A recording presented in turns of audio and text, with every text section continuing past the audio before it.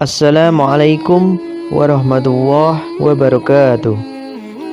Nabi Adam memiliki umur yang panjang.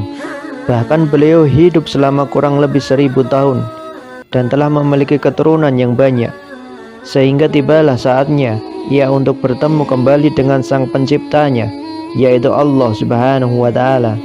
Disebutkan dalam buku Imam Ibnu Katsir bahwa para ulama berbeda-beda dalam meriwayatkan usia Nabi Adam. Dalam sebuah riwayat dari Ibnu Abbas dan Abu Hurairah secara marfu bahwa usia Adam yang termaktub dalam Lauhul Mahfuz adalah 1000 tahun. Dalam kitab Taurat juga menyebutkan bahwa Adam hidup selama 930 tahun. Jika keterangan dalam Taurat ini benar dan terjaga dari tangan-tangan yang merubah kitab suci ini, maka bisa jadi keterangan ini benar adanya dan hampir sama dengan hadis Nabi SAW, yakni keterangan mereka yang menyebutkan Nabi Adam hidup selama 930 tahun adalah perhitungan menurut perputaran matahari, kalender Syamsiah, yang sekarang dikenal dengan tahun Masehi. Dan jika dihitung menurut berputarnya bulan, kalender Qamariah, yang sekarang dikenal dengan tahun Hijriyah, maka menjadi 957 tahun. Dan itu adalah masa yang dihabiskan Adam selama tinggal di bumi setelah turun dari surga. Lalu masa itu ditambah dengan masa yang dihabiskan Adam di surga selama 43 tahun. Sebagaimana diriwayatkan dari Ibnu Katsir bahwa para ahli sejarah mengungkapkan bahwa Nabi Adam tidak akan meninggal terkecuali ia telah melihat keturunannya dari anak cucunya, cicit, dan terus ke bawah hingga jumlah mencapai 400.000 jiwa. Kemudian dalam Al-Quran Allah Subhanahu wa Ta'ala berfirman, "Hai sekalian manusia, bertakwalah kepada Tuhanmu yang telah menciptakan kamu dari seorang diri, dan daripada Allah menciptakan istrinya, dan daripada kedua Allah memperkembangbiakan laki-laki dan perempuan yang banyak. Dan bertakwalah kepada Allah yang dengan mempergunakan namanya kamu saling meminta satu sama lain, dan peliharalah hubungan silaturahim. Sesungguhnya Allah selalu menjaga dan mengawasi kamu." Quran Surat An-Nisa ayat 1. Disebutkan bahwa Nabi Adam menderita sakit beberapa hari hingga pada hari Jumat. Kemudian datanglah malaikat untuk mencabut nyawanya sekaligus mengungkapkan bela sungkawa kepada pemegang wasiat, yaitu Syed. Dari Uti bin Damurah As-Sa'di, ia berkata bahwa aku melihat seorang syekh di Madinah sedang berbicara, lalu aku bertanya tentangnya.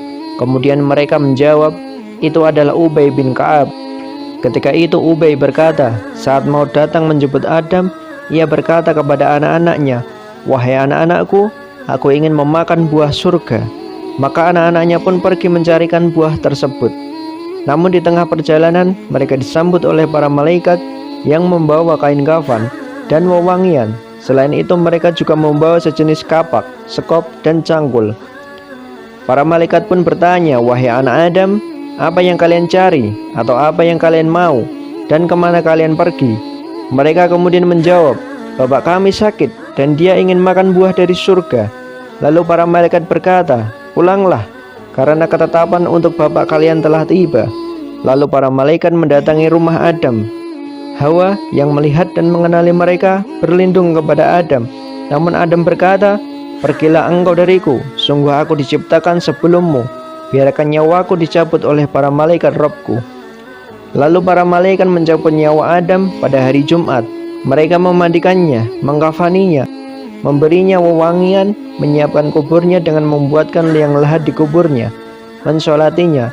Lalu mereka masuk ke kuburnya dan meletakkan Adam di dalamnya, lalu meletakkan bata di atasnya.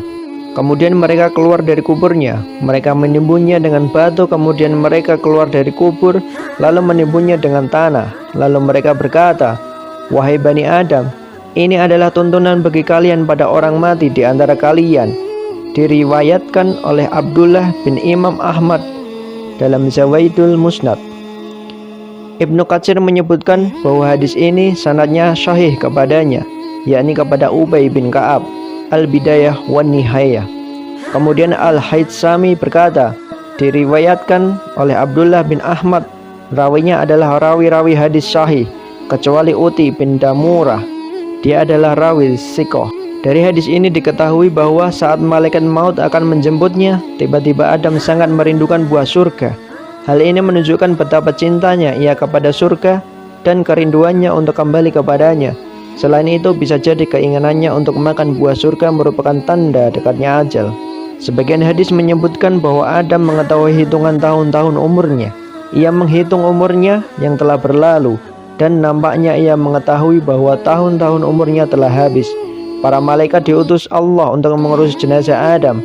Setelah nyawa Adam dicabut, mereka kemudian memandikannya, mengkafaninya, memberikan wangi-wangian, lalu menggali kuburnya, mensalatinya, memasukkannya ke kuburnya, dan menutupnya dengan bata. Kemudian mereka keluar dari kubur dan menimbunkan tanah kepadanya. Para malaikat mengajarkan semua itu kepada anak-anak dan cucu Nabi Adam. Wallahu a'lam bishawab. Semoga bermanfaat.